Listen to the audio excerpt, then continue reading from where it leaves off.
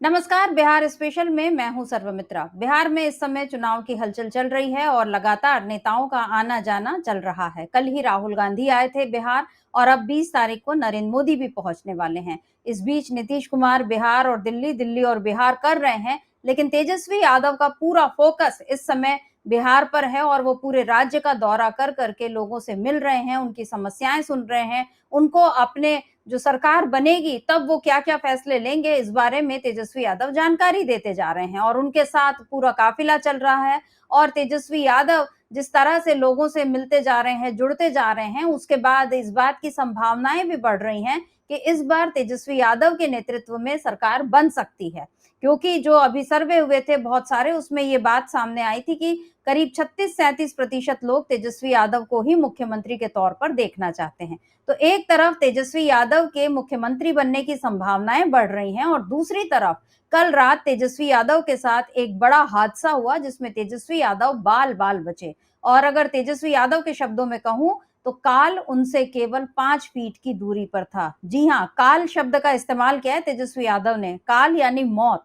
और ये तेजस्वी यादव जब इस तरह की बात कह रहे हैं तो समझा जा सकता है कि यह हादसा कितना गंभीर था। आपको मैं बता दूं कि तेजस्वी यादव कल मधेपुरा गए हुए थे और वहां से ही जब वो लौट रहे थे मधेपुरा के दौरा करके, तो रात 10 बजे के आसपास एक सड़क किनारे वो एक ढाबे पर चाय पीने रुके।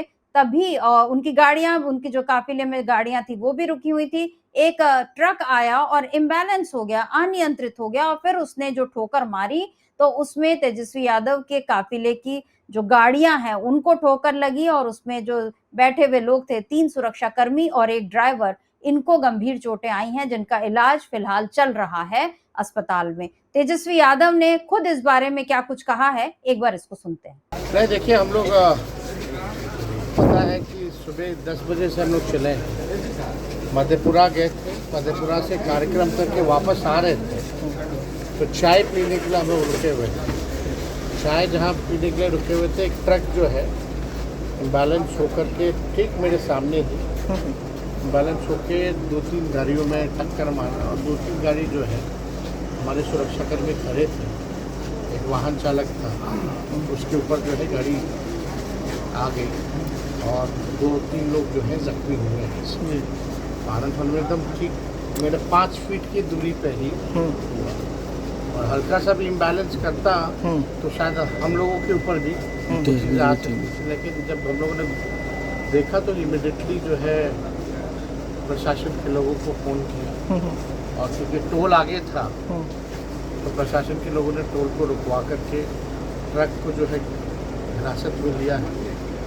ट्रक और एक आध और जो गाड़ियाँ जो टक्कर खाई, लोगों को प्रशासन ने रोका है और इमीडिएटली इन लोगों को हम लोगों ने अपना गाड़ी, स्क्वाड का गाड़ी जो होता है उससे भिजवाया है ताकि इनका इलाज समय पे होता है तो जान माल को जो है नुकसान हो। आपकी सुरक्षा में कोई लापरवाही आपको नहीं दिख रही इस तरीके से आपके टारगेट में? घटना होते रहते हैं जी, इसमें बड़ी बात नहीं है, लेकिन दुर्घटना जो हुई है इसमें जो लापरवाह लोग हैं जी, उस पर तो एक्शन होना ही चाहिए ना। चाहे कोई भी कहीं भी दुर्घटना होती है, आए दिन एक्सीडेंट होता है जी, और इस देश में सबसे ज़्यादा लोग एक्सीडेंट से मारता है। तो आपको बता दूं मैं कि हमारे बिहार के रिपोर्टर मुकुंद सिंह, उन्होंने हमको ये जानकारी भेजी। ये वीडियो उन्हीं के सौजन्य से हमको मिला है और मुकुंद सिंह ने यहाँ पर कुछ और वीडियो तस्वीरें भी भेजी हैं, उनको भी देख लेते हैं, जिसमें दिखाई दे रहा है कि तेजस्वी यादव अस्पताल पहुंचे। जो पास में ही अस्पताल था वहां पर ले जाया गया उन लोगों को जो घायल थे और उनका वहां पर इलाज हो रहा है और तेजस्वी यादव खुद वहां गए और उन्होंने अपने सुरक्षाकर्मी और ड्राइवर का हालचाल लिया कि अब उनका स्वास्थ्य कैसा है। देख लेते हैं इन सारे वीडियोस को भी।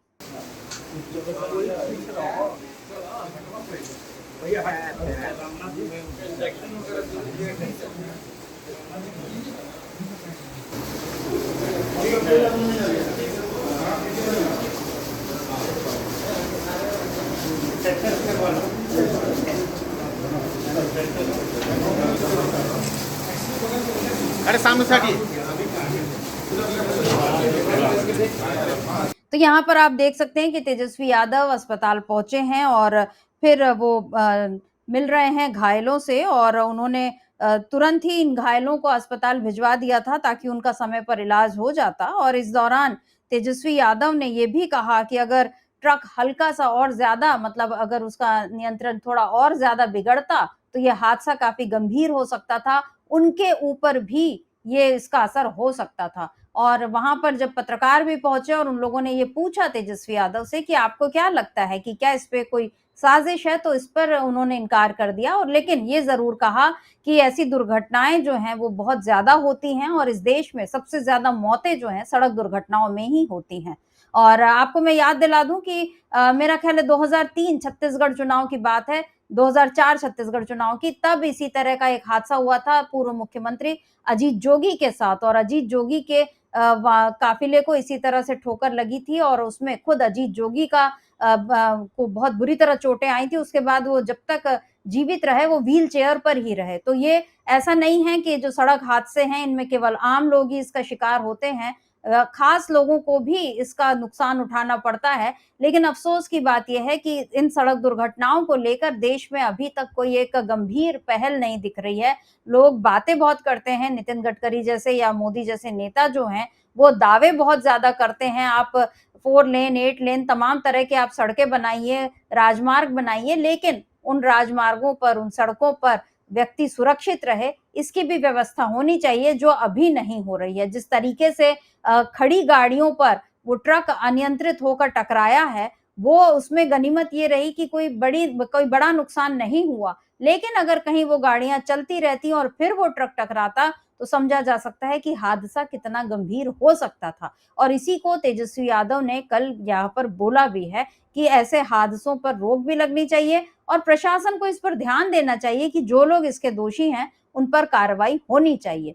फिलहाल आपको मैं बता दूं कि ये जो ट्रक ड्राइवर था इसको हिरासत में ले लिया गया है क्योंकि तेजस्वी यादव ने तुरंत ही अगले टोल प्लाजा पर खबर कर दी थी और उसको पकड़ लिया गया। लेकिन बात यह है कि एक ट्रक ड्राइवर को पकड़ने या एक व्यक्ति पर कार्रवाई करने से क्या इस तरह की सड़क दुर्घटनाएं रुक जाएंगी, ये एक गंभीर सवाल है। और बिहार चुनाव के पहले तेजस्वी यादव के काफिले का इस तरह दुर्घटनाग्रस्त होना अपने आप में काफी चिंताजनक है क्योंकि तेजस्वी यादव इस समय जैसा मैंने पहले कहा कि एक नई संभावना बनकर उभर रहे हैं और लोग उनको मुख्यमंत्री के तौर पर देखना चाहते हैं। और खुद तेजस्वी यादव भी लगातार नीतीश सरकार को, मोदी सरकार को आड़े हाथों ले रहे हैं।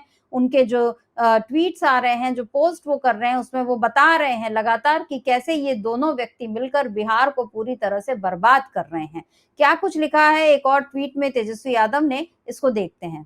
तो यहाँ पर तेजस्वी यादव ने लिखा है, लेकर एक से एक बढ़कर जुमला, अब करेंगे मोदी बिहार पर हमला, अगर बढ़ाना है बिहार तो नकार के मक्कार जुमले बनाइए। तेजस्वी सरकार विकास केंद्रित, जन समर्पित तेजस्वी सरकार।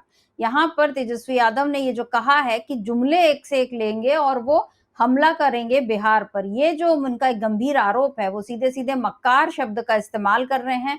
और नरेंद्र मोदी और नीतीश कुमार को अगर इसके बाद भी समझ में नहीं आ रहा कि विपक्ष उन पर किस तरह से हमले कर रहा है, तो ये फिर उनकी अज्ञानता ही कही जा सकती है। वैसे कल राहुल गांधी ने भी यही कहा था कि जो बिहार ज्ञान की धरती माना जाता है, जो बुद्ध की धरती मानी जाती है, उस बिहार को अब नीतीश कुमार और मोदी ने अपराधियों का गढ़ बना दिया है, अपराध का की धरती बना दिया है। ये गंभीर आरोप राहुल गांधी ने कल लगाया था और अभी तेजस्वी यादव यही बात कर रहे हैं और तेजस्वी यादव लगातार इस बात को उठा रहे हैं कि ये केवल सड़क दुर्घटना का मामला नहीं है। आप देखिए कि कहीं बिहार में खुलेआम गोलियां चल रही हैं, पटना जैसे राजधानी शहर में बीचों बीच गोलियां चल रही हैं, दुष्कर्म के मामले हो रहे हैं, महिलाओं पर अत्याचार हो रहा है, भ्रष्टाचार तमाम तरह का हो रहा है जिसमें पुल गिर रहे हैं, सड़कें टूट रही हैं, ये सारे काम हो रहे हैं। और उसके बाद नीतीश कुमार जो है वो ये दावा कर रहे हैं कि मैं फिर से आऊंगा और बहुत अच्छी सरकार चलाऊंगा और यही बात मोदी भी कह रहे हैं। तो यहाँ तेजस्वी यादव जिस तरह से पूरी पोल खोल के रख रहे हैं नीतीश और मोदी की,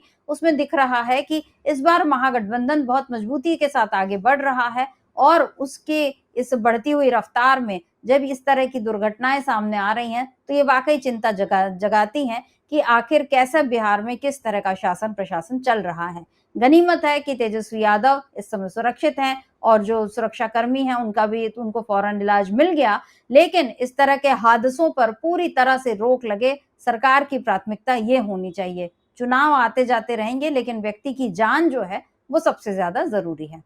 तो अभी के लिए बस इतना ही। नमस्कार, मैं सर्वमित्रा।